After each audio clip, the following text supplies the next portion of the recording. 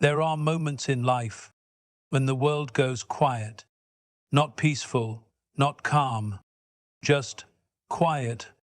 And in that silence, you start to wonder, was it all for nothing? The prayers whispered through tears, the night spent staring at the ceiling, begging for a sign. The strength it took to smile while everything inside you was crumbling. You waited, not for days, not for weeks, but for seasons that felt like lifetimes. And while others rushed ahead, you stayed. While others settled, you believed. While others forgot, you remembered the promise. The one etched so deeply into your spirit that you couldn't shake it. Even when everything around you said, "Let it go." But hear me now. Your waiting was not in vain. What was planted in faith will not be buried in disappointment. Because when God makes a promise, He is not guessing, He is guaranteeing.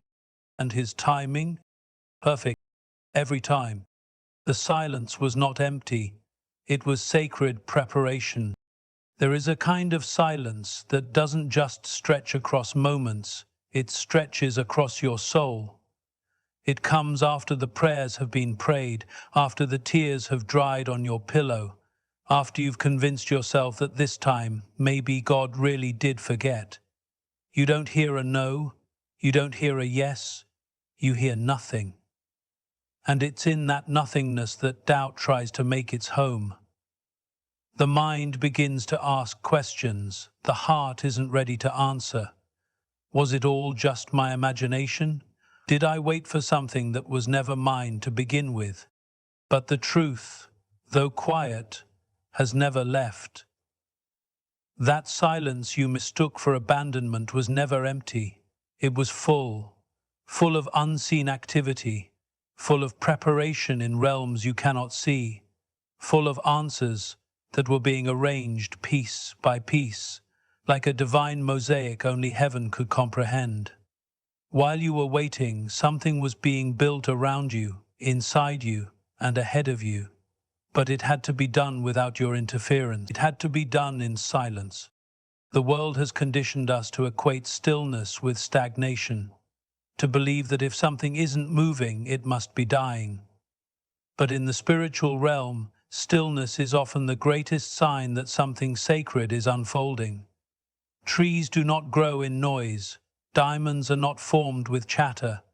Even seeds must be buried in complete darkness before they ever bloom into anything beautiful. Your life has been no different. You were not being punished. You were being positioned. God, in His infinite wisdom, does not rush. He does not move according to your clock. He does not bend to your calendar. He sees the full picture. And in that picture, your waiting was not a delay. It was a design. It was in the silence that your character was forged, that your endurance was tested, and your faith matured. What you called a delay, heaven called preparation. It wasn't the absence of progress, it was the presence of refinement. It's hard to understand when you're in it. That's the nature of divine preparation. It disguises itself as disappointment. It cloaks itself in unanswered prayers and unreturned phone calls, in doors that remain closed and days that feel endless.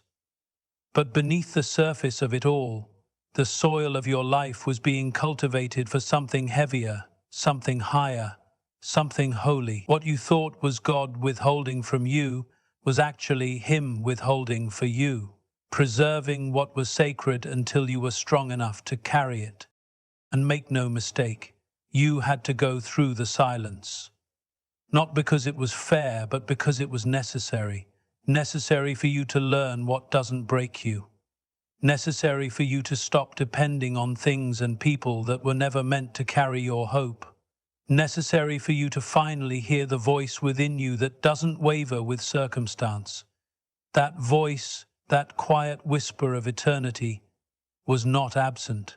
It was just waiting for the noise of the world to quiet down so it could be heard. You were not being ignored, you were being prepared. The silence was not proof that nothing was happening. It was the sacred space where everything was being arranged perfectly. Time does not deny destiny, it reveals it. There's a particular kind of ache that settles in when the calendar turns, but the change you prayed for doesn't come. When the years stack quietly on top of each other, and the promises you once clung to so fiercely begin to blur beneath the weight of your own waiting, you start to look at your reflection differently, not because time has aged you, but because it has tested your belief in what could be. That space between the promise and the fulfillment can feel like a wilderness, and in that wilderness, you're tempted to wonder if the dream has died. Or worse, if it was never real to begin with. But time, though brutal in its passing, is not your enemy. It is the sculptor of true destiny. Every moment that slipped through your fingers was held firmly in the hands of the one who is not governed by time, but governs through it. What appears to you as delay is often the careful unfolding of something that will not be rushed. Destiny, true destiny, is never delivered on demand. It arrives fully formed, matured by every moment you thought was meaningless.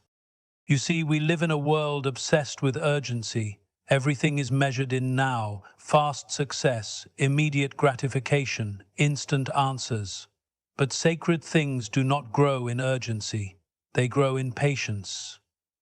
A destiny that is worth anything must be revealed slowly, because only in time can it be separated from illusion. Time does not weaken God's promise. It strengthens your capacity to receive it.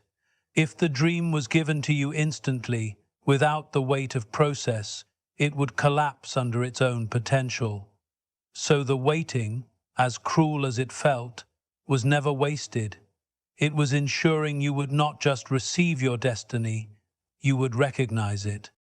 So many people walk away from the very thing they were born for simply because it didn't come wrapped in the timing they expected.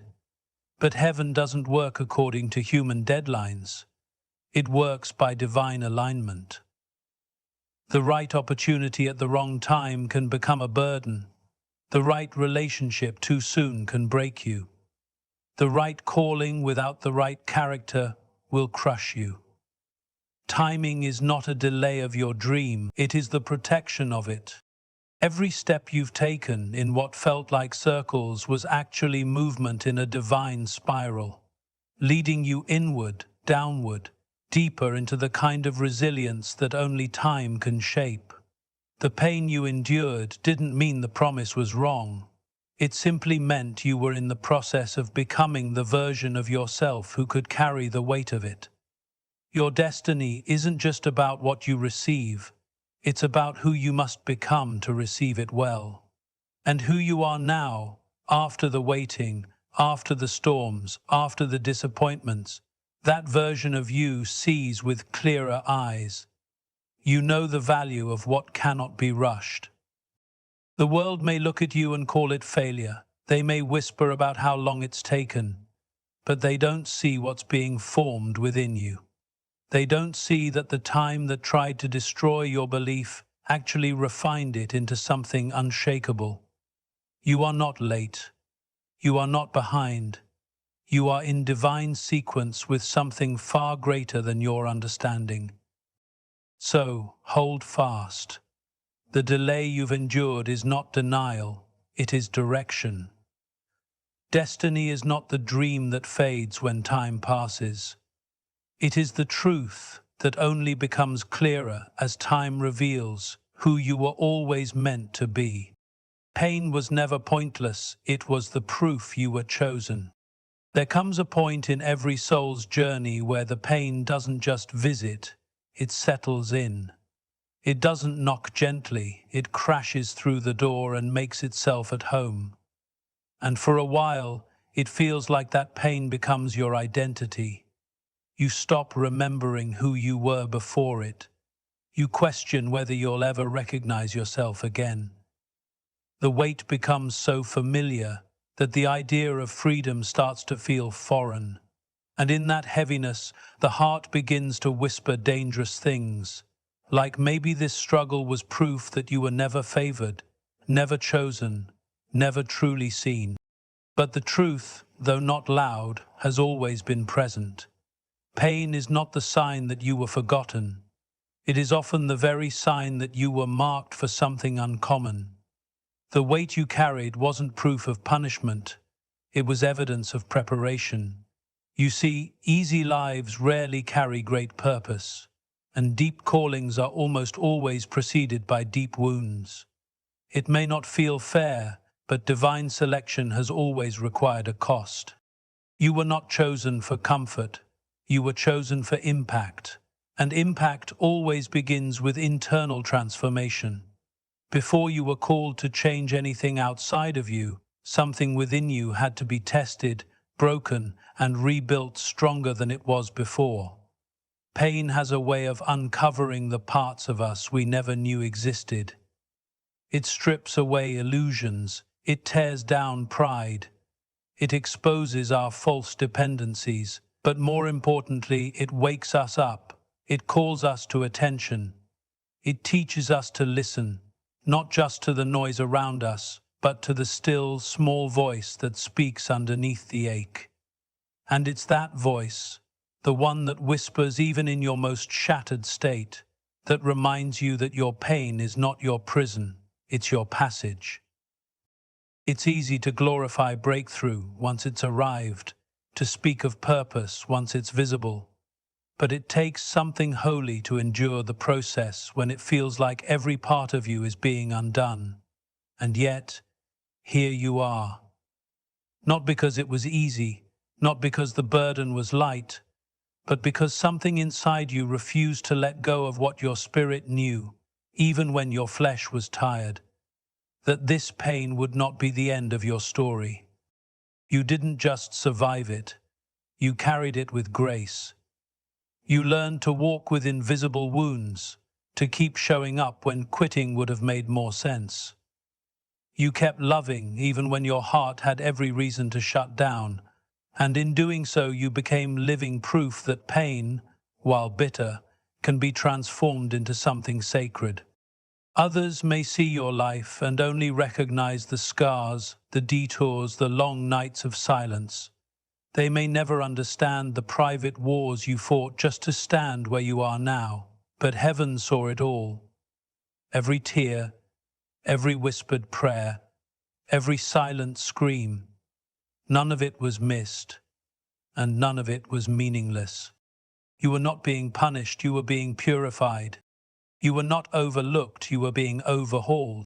The process wasn't pleasant, but it was purposeful. And now, whether the world acknowledges it or not, you walk with a kind of quiet authority, the kind that only those who have suffered and survived carry. Because pain did not take you out, it taught you what matters. It taught you who you are.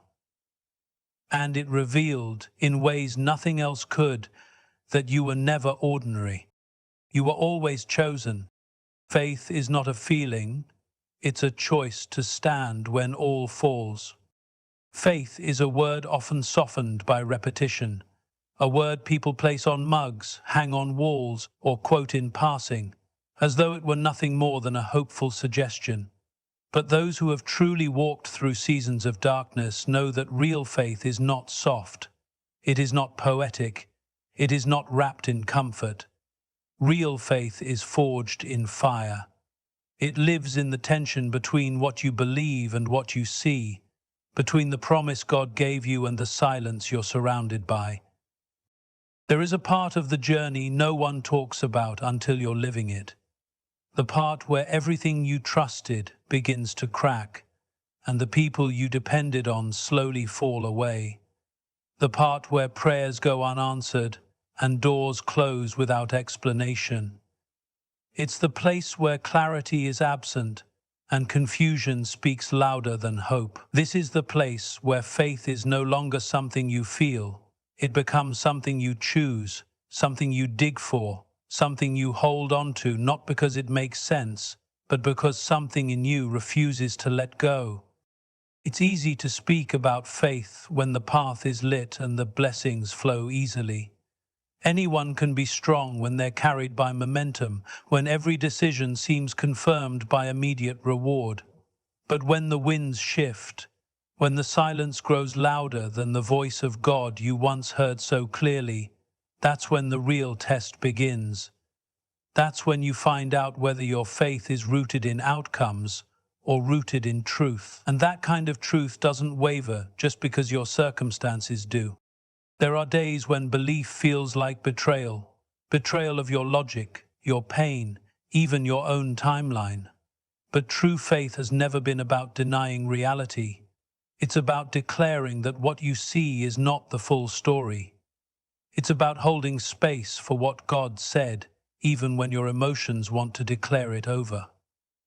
It's about making a choice to stand when everything in you is begging to sit down and surrender. Not because you're blind, not because you're naive, but because you've decided that the God who carried you this far is not going to abandon you now. Faith is not about feelings, because feelings change. They fluctuate with fatigue, with disappointment, with loneliness. But faith does not ask how you feel, it asks what you know. And if you know that God is not a man that he should lie, then you stand. Even when you're shaking, even when the delay has stretched so long that people around you start calling your belief foolish, even when the dream you were once so excited to share now feels like a secret shame you carry in silence. Faith is the decision to keep walking when your feet are blistered, to keep building when no one else sees the vision, to keep praying when the answers seem withheld. In the deepest valleys, faith is not loud. It doesn't always roar. Sometimes it's quiet. Sometimes it's nothing more than the decision to take one more step when quitting would feel justified. It might not come with emotional fireworks or divine signs, but it comes with resolve. The kind of resolve that heaven honors. The kind of resolve that hell cannot shake. Because when you choose faith in the middle of darkness, you align yourself not with the noise of the temporary, but with the certainty of the eternal. There will always be moments when you want proof before you believe. You'll want signs, you'll want assurance. And yet, God often responds with a whisper, "Trust me." Not because he enjoys watching you wrestle with uncertainty, but because he is teaching you to rely not on visible outcomes, but on invisible truth. He knows what's waiting on the other side of your obedience. He knows what's being birthed in the soil of your trust, and though he may seem quiet, he is not indifferent. Heaven has never been silent out of neglect. Sometimes the silence is the loudest form of training.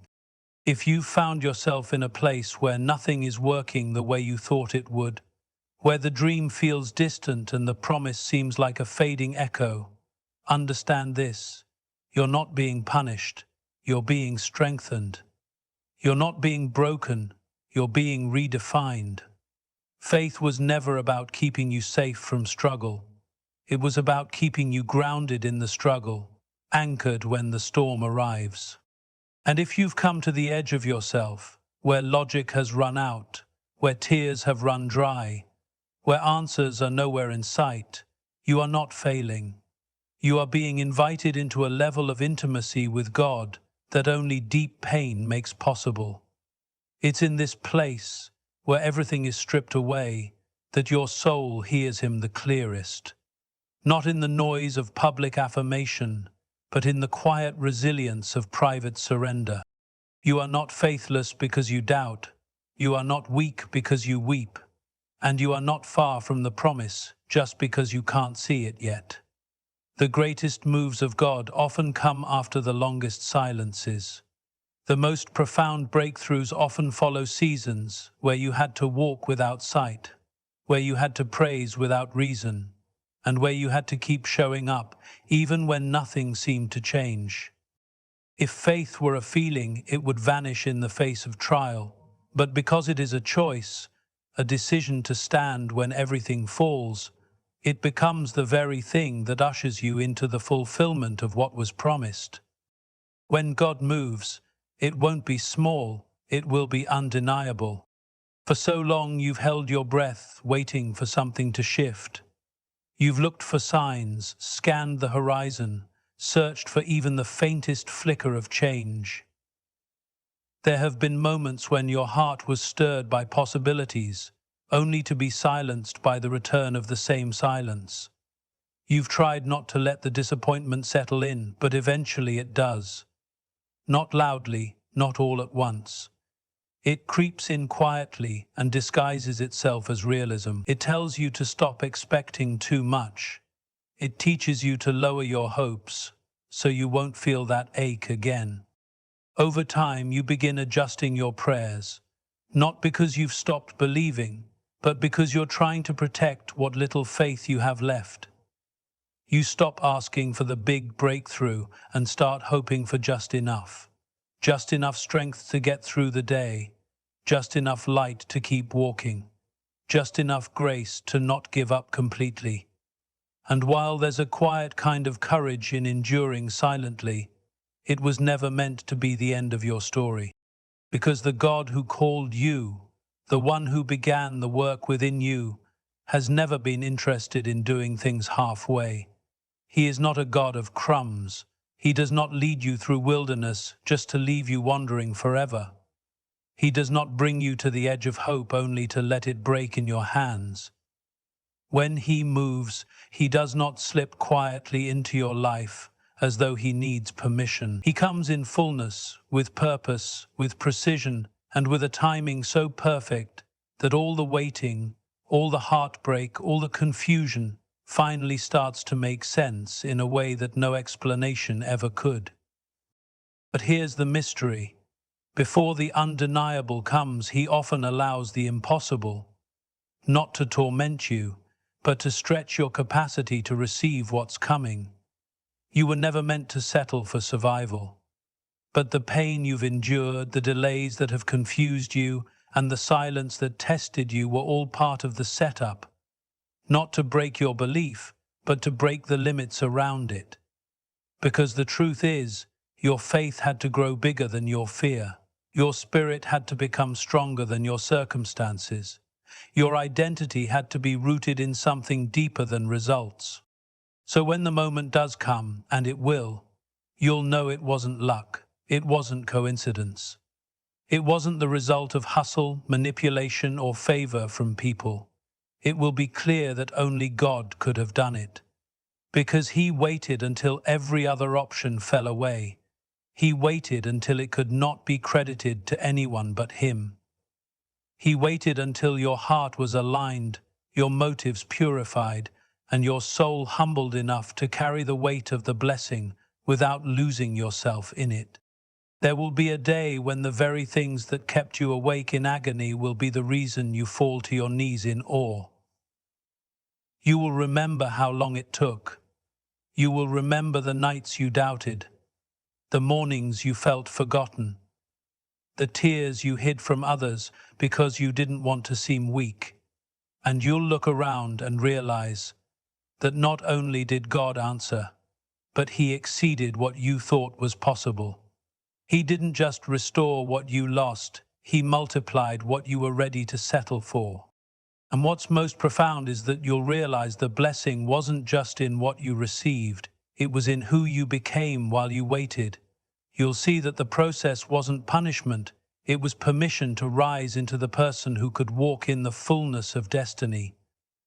And when the shift happens, when the doors open, when the promise unfolds, there will be no confusion. The people who once doubted your faith will see what your hope built in silence. The voices that tried to convince you to settle will be silenced by the magnitude of God's fulfillment. It will be undeniable not because it's loud, but because it's irrefutable. It will carry a weight of glory that cannot be replicated or fabricated. No one will need to be convinced. No one will be able to deny that what happened was divine. And you, standing there in the middle of it, will know it was never just about receiving a promise. It was about God revealing His faithfulness in such a way that it forever alters how you walk, how you speak, and how you believe from that day forward. You will no longer pray from a place of desperation. You will pray from a place of deep knowing. You will no longer worship through clenched fists, begging for rescue. You will worship with open hands, carrying gratitude so heavy it brings you to tears. Because you will have tasted what it means for the God of all creation to remember you, to visit you, and to fulfill in you what no one else could. So do not be discouraged by how long it's taken. Do not measure the silence as a lack of presence. Do not confuse the delay with absence. You are not forgotten. You are being set up for something so undeniably aligned with heaven's design that once it arrives, you won't even remember what it felt like to question whether it was coming. You will be too overwhelmed by the beauty of its reality. And when it happens, and it will, don't forget what it cost you. Don't forget who you became. Don't forget the fire you walked through to reach it. But most of all, don't forget who carried you the whole way. Because when God moves, He doesn't whisper, change. He delivers fulfillment in a way that silences every doubt you ever had.